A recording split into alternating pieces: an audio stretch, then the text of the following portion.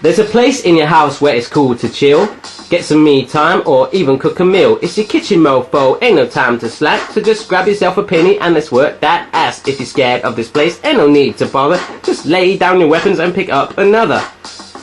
Hi guys, how's it going? Welcome to my virgin kitchen. Now today I'm going to try and make my own McDonald's McRib from home. I absolutely love those things, they're really hard to get. Unfortunately, I've just come to my drive-thru and as you can see, there's the yellow arches. The drive-thru is closed. You can still go inside there, but I'm not going to go in due to the restraining order in place after I did the Big Mac video. So anyhow, let's get back to the kitchen and have a go at the McRib.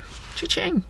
Right here then guys, we are back in the kitchen. I want to thank my friend Mad Mac Tenants on Twitter who emailed me all the details and the ingredients I need to make this, particularly the sauce. There's a heck of a lot there. In fact, these are all the ingredients you need, so if you just hit pause on the video and write them all down. Now we're going to do our best to make this homemade version. Obviously it's not going to probably taste as good as the McDonald's one did, but while they don't produce them, you know, you can make this at home and tweak it and do little things. So with the barbecue sauce, that is everything you need there. You could, if you want, just go to McDonald's and buy a little sachet and just use that, you know. Yeah, saves you doing all these ingredients here, but we're going to put it together in a big saucepan like that, heat it up, and then dip our patty in it. But speaking of the patty, that is the first thing we need to do, so let's get on and get our pork mince out and start to make the patties, baby.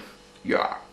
Okay then guys, so I've got my pork mince here. I just sort of literally take it out of the packet with clean hands, smashing it all together. It looks like a big brain, I know. Put it down on a clean work surface and grab a bit out of it. Now, all depends on the size of your sub rolls here. Mine are quite long and thin, so I'm gonna have to make my patties long and thin, yeah? So it's almost like making hamburgers. You just sort of mold it into the shape you want. So if you want a big thick patty or a thin patty, that's completely up to you. Remember, thick ones are gonna take longer to cook. So it's gonna slam it down like that into like a long, nice long shape like that.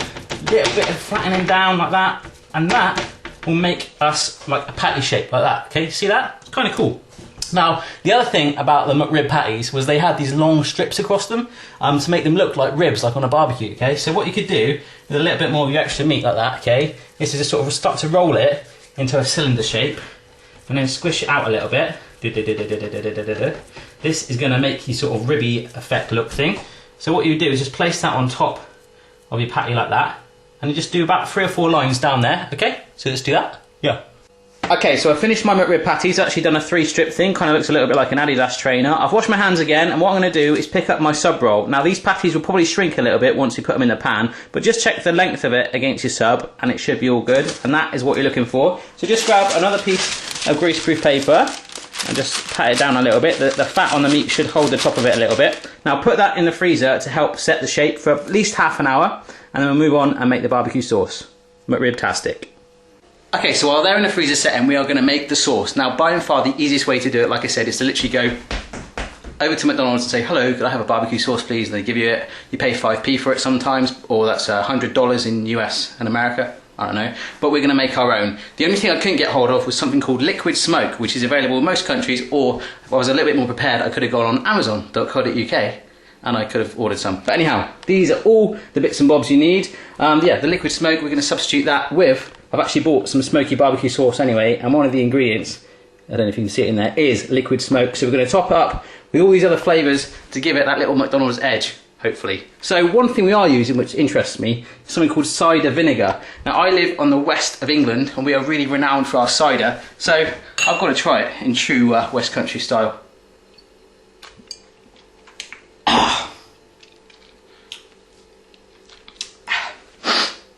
That's not cider.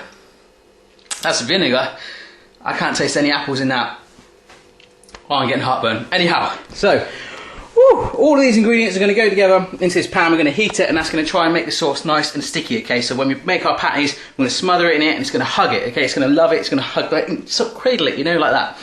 That's what we're after. So we'll get this pan going, and we're not in any rush to do this. We'll make this sauce.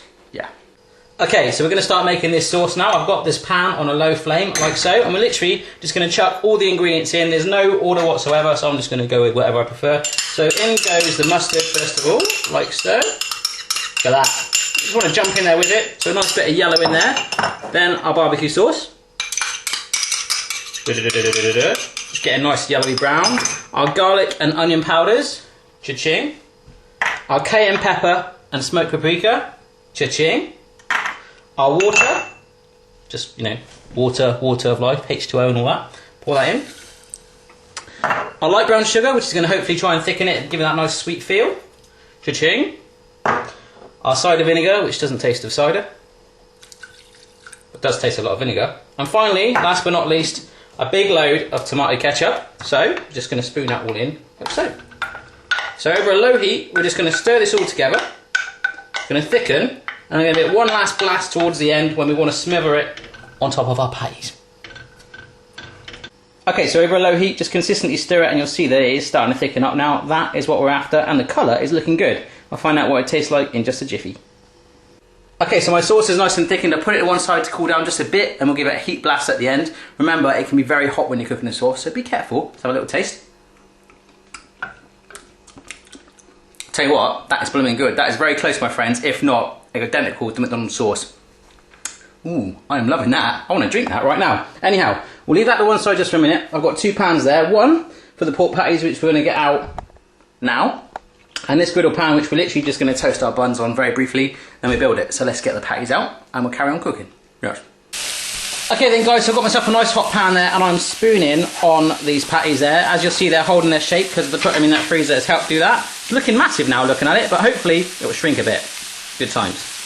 Okay, so they're cooking away like a dream. Remember, you don't have to cook them in a pan like that. You can even oven cook them if you want. Completely up to you. So to the right of me here, I've got some onions, gherkins, and the buns. So speaking of the buns, I'm just going to put them up on a little griddle pan that I've got there, just warmed up, just to toast them through. That will not take very long at all, so keep your eye on that.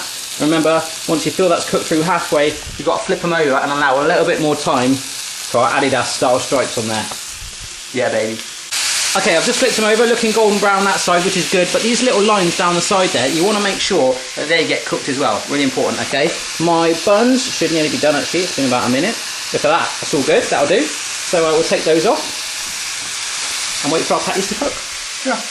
Brilliant, so the patties are all done, they've shrunk in size, kept their lines on there. Got it on the kitchen towel and I'm just dabbing some of that excess fat off. I'm warming my sauce through, so we're just literally going to dunk the patties in there in a minute to build our burger. One thing with these, you need to make sure the patties are definitely cooked through. I kept flipping mine, but I just said about the oven, what you could do is actually put it in the oven for about 5 minutes just to warm it through in the middle.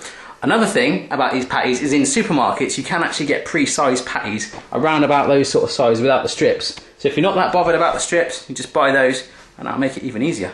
And cheaper again. So yeah, let's use our station there, our sauce and our patties to build this mofo.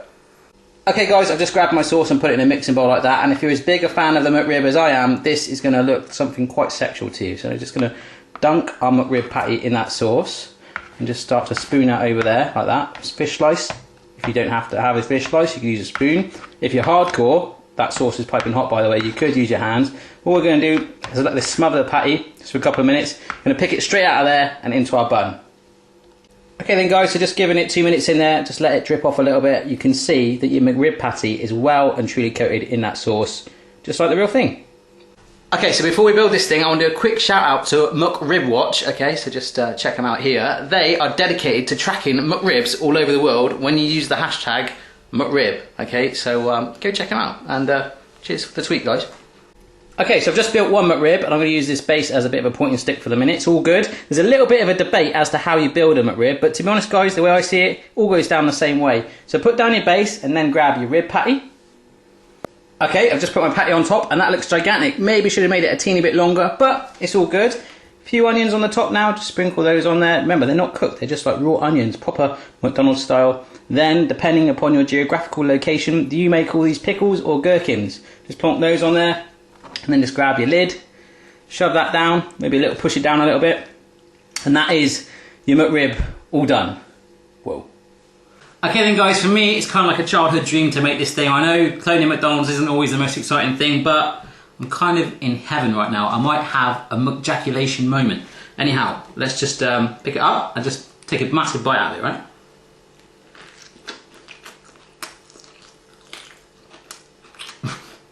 Oh, that is so far. Mmm. Oh, that is so good. I don't know if you heard what I said. I think I look like the Joker from the Batman film. Oh my god. I need to turn the camera off right now and probably have some me time, if you know what I'm saying. So, if I can make that, absolutely anyone in the world can. Have a go for yourself. Let me know how you get on. Mucktastic, and I'll see you again next time.